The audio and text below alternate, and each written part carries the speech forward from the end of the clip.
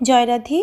আজকের পাঠ শ্রী নিত্যানন্দ তত্ত্ব নিরূপণ শ্লোক 85 শ্রী চৈতন্য চরিতামৃত আদি লীলাখণ্ড।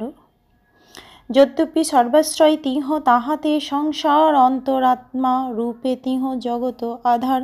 যদিও ভগবান হচ্ছেন সব কিছুর আশ্রয় এবং যদিও সব কয়টি ব্রহ্মাণ্ড তার মধ্যে বিরাজ করছে, তিনি আবার পরমাত্মা রূপে সব কিছুর আধার। প্রকৃতি সহিতে তাঁর উভয় সম্বন্ধ, তথাপি প্রকৃতি সহ নাহি স্পর্শগন্ধ।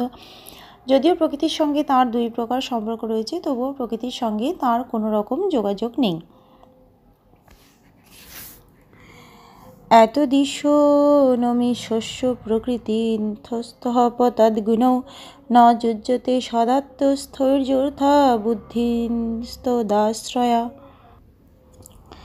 যারা প্রকৃতিতে অবস্থিত হওয়া সত্ত্বেও প্রকৃতির গুণের বশীভূত না হওয়ায় হচ্ছে ভগবানের ঐশ্বর্য, তেমনি যারা তার শরণাগত হয়ে তাদের বুদ্ধিকে তার উপর নিবদ্ধ করেন, তারা কখনো প্রকৃতির গুণের দ্বারা প্রভাবিত হন না। এই মতো গীতাতেহ পুনঃ পুনঃ কয় সর্বদা ঈশ্বর তত্ত্ব অচিন্ত্য শক্তি হয়।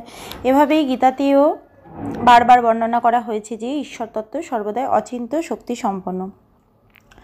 আমি তো জগতে বসি জগত আমাতে, না আমি জগতে বসি না আমার জগতে। ভগবান শ্রীকৃষ্ণ বলেছেন, আমি জড়জগতে অবস্থিত এবং জড়জগৎ আমাকে আশ্রয় করে বিরাজ করছি, কিন্তু সেই সঙ্গে আমি এই জড়জগতে অবস্থিত নই এবং জড়জগতও আমাতে অবস্থিত নয়।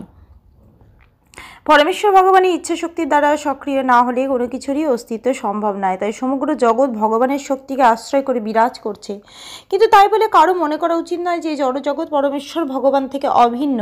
মেঘ আকাশের আশ্রয়ে থাকতে পারে, কিন্তু তা বলে মেঘ ও আকাশ এক বস্তু নয়। তেমনি গুণময়ী জড়া প্রকৃতি এবং জড়জগতের সমস্ত দ্রব্য কখনোই ভগবানের সঙ্গে এক নয়। মায়া বা জড়া প্রকৃতিকে ভোগ করার প্রবণতা ভগবানের নেই। তিনি যখন জড়জগতে অবতরণ করেন, তখন তিনি তার চিন্ময় প্রকৃতি নিয়ে এখানে আসেন। তিনি কখনো জড় প্রকৃতির গুণের দ্বারা প্রভাবিত হন না। চিৎ জগৎ ও জড়জগৎ উভয় জগতেই তিনি সর্বদা সমস্ত শক্তির নিয়ন্তা। নির্মল পরা প্রকৃতি সর্বদাই তার মধ্যে বিরাজ করে। ভগবান তার লীলাবিলাসের জন্য এই জড়জগতে বিভিন্ন রূপে আবির্ভূত হন এবং অন্তর্হিত হন, কিন্তু তবুও তিনি সর্ব অবস্থাতেই সমগ্র জড় সৃষ্টির আদি উৎস।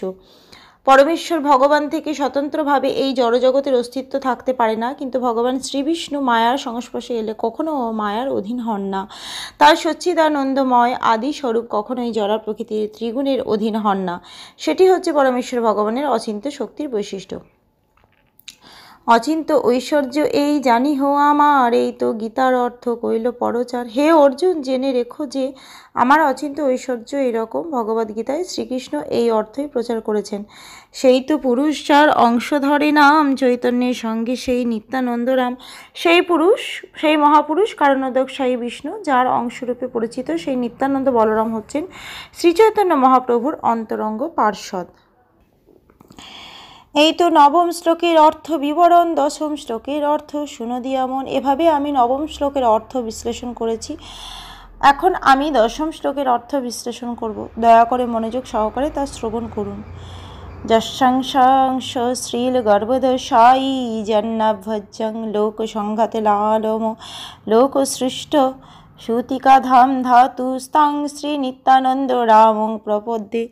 যার নাভিপদ্মের নাল লোকস্রষ্টা ব্রহ্মার সুতিকা ধাম এবং লোকসমূহের বিশ্রাম স্থান সেই গর্ভদোষায়ী বিষ্ণু, যার অংশের অংশ সেই নিত্যানন্দ রামকে আমি সশ্রদ্ধ প্রণতি নিবেদন করি।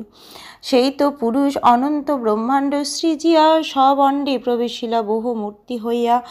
অনন্ত ব্রহ্মাণ্ড সৃজন করে প্রথম পুরুষ অবতার গর্ভদোষায়ী বিষ্ণুরূপে প্রতিটি ব্রহ্মাণ্ডের মধ্যে প্রবেশ করেন।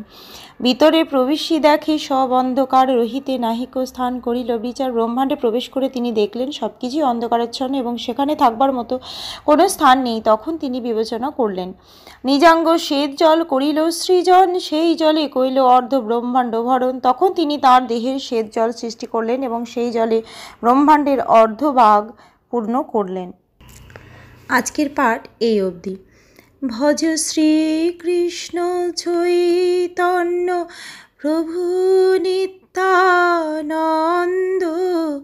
শ্রী অদ্বৈত গদাধর শ্রীবাসাদি গৌর ভক্ত বৃন্দ।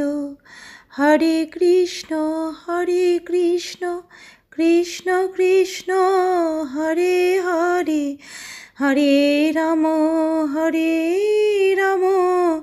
রাম রাম হরে হরে। জয় রাধে জয় রাধে জয় রাধে জয় রাধে। জয় রাধে।